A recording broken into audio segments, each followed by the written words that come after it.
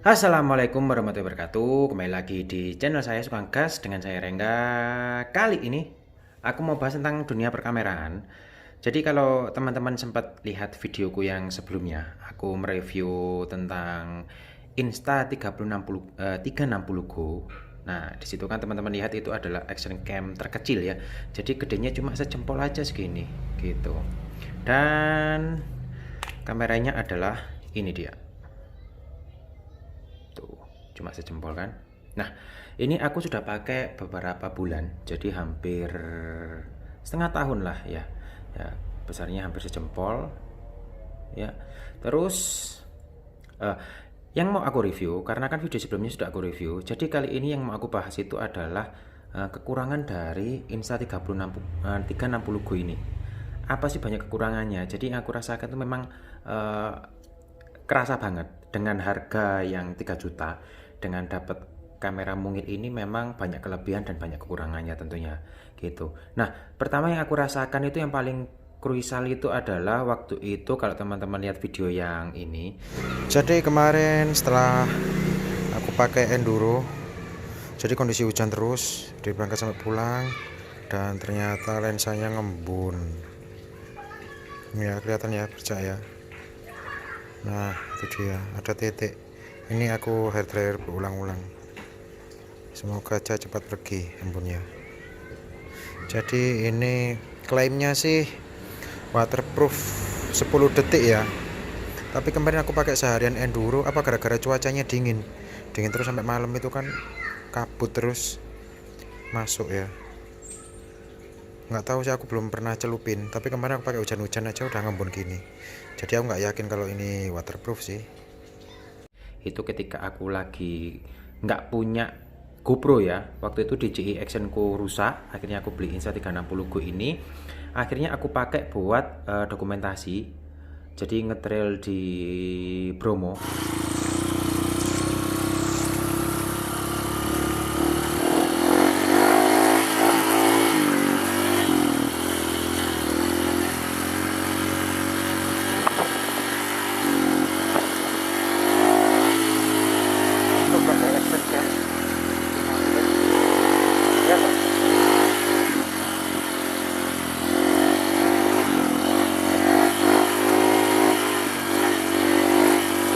Arah B29, kondisi saat itu hujan gitu kan ya. Akhirnya aku ngerekam pakai ini terus menerus gitu kan ya. Memang rekamannya bisa 5 menit dan akhirnya setelah pulang sampai rumah besoknya aku lihat dan kondisinya ngembun gitu. Kondisinya ngembun lumayan lah. Jadi di lensa titiknya ini ada embunnya gitu. Dan sekarang kondisi kameraku saat ini sudah bodel-bodel gini. Karena aku pakai terbang ya, tapi masih bagus. Aman sentosa, hasilnya nggak ada kekurangan gitu. Terus kekurangan yang kedua, ketika aku nggak aku pakai ya, jadi aku taruh di sini di housingnya, di tempatnya gini ya. Kalau misalnya nggak aku pakai mungkin sekitar 5 hari atau seminggu gitu, baterainya ini habis gitu. Jadi baterai rumahnya ini, housingnya, tempatnya kamera itu habis pasti, dan kameranya ikut habis. Jadi kayak padahal kondisinya juga nggak standby, kondisi mati, itu nyedot baterai ternyata gitu dia. Jadi ketika mau make itu pasti aku mau ngecas dulu gitu, nggak bisa langsung make gitu. Sama sih sebenarnya kamera GoPro juga gitu, kalau lama nggak dipakai gitu, jadi baterainya harus dilepas. Itu dia, cuma ini kondisinya baterai nggak bisa dilepas gitu kan ya. Terus eh, dibiarin baterainya habis. Kalau GoPro kan baterainya bisa dilepas gitu, kalau misalnya nggak mau baterainya habis gitu dia. Terus yang ketiga itu dia, ini kamera ini memang ringan gitu kan ya. Cuma hasil rekamannya itu ternyata nggak 1080 yang aku lihat. Memang sih di iklannya gitu kan ya, di brosurnya juga gitu kan, katanya hasil rekamannya 1080. Tapi ternyata hasil rekaman 1080 itu adalah rekaman seluas 160 derajat. Jadi ini kan ngerekamnya kan 160 derajat nih, bukan 360. Cuma mereknya aja Insta 360, tapi kan ngerekamnya cuma 160 derajat, jadi bisa diputer-puter gitu kan ya. Mau ambil angle yang atas bawah gitu kan bisa gitu kan. Jadi seperti yang aku bilang tadi, 180 itu kita bebas ngambilnya seperti ini. Mau diputar di arah mana, nah kayak gini bisa, atau sebaliknya bisa. Jadi ngambilnya kameranya itu 160, setelah kita crop di aplikasinya, finish mau ngeditnya di mana, nah baru kita proses baru diekspor, maksudnya itu 180-nya 180 apa 1080-nya, jadi full setengah lingkaran ini gitu dia. Enaknya seperti itu pakai aplikasinya Insta360 Go ini gitu. Cuma kelemahannya yaitu akhirnya dari 1080 ke crop untuk gambar final yang kita ambil jadinya segini aja gitu, nggak full 1080 kan ya. Itu baru rekamannya 1080 ya. Dan kalau kita mau ambil rekamannya kita crop gitu kan ya, kita crop misalnya white kondisinya gitu kan, akhirnya kan ke crop itu, jadi nggak full 1080 rekamannya gitu. Mungkin ya di atas 720 tapi di bawah 1080. Tapi kalau untuk sosial media menurutku cocok gitu.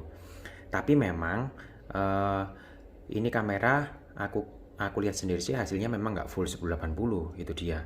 Terus kekurangan yang keempat itu yang aku rasakan, kalau kita ngerekamnya kondisinya kurang cahaya, misalnya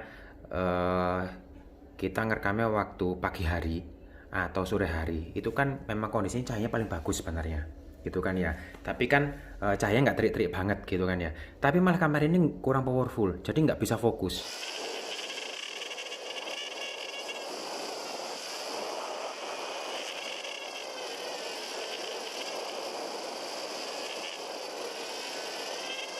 Gitu dia. Jadi kadang agak ngeblur gitu. Jadi kondisi yang paling bagus itu adalah cahaya di luar itu ketika jam 10 ke atas lah sampai jam 2. Itu baru ini bisa maksimal, bisa fokus rekamannya gitu.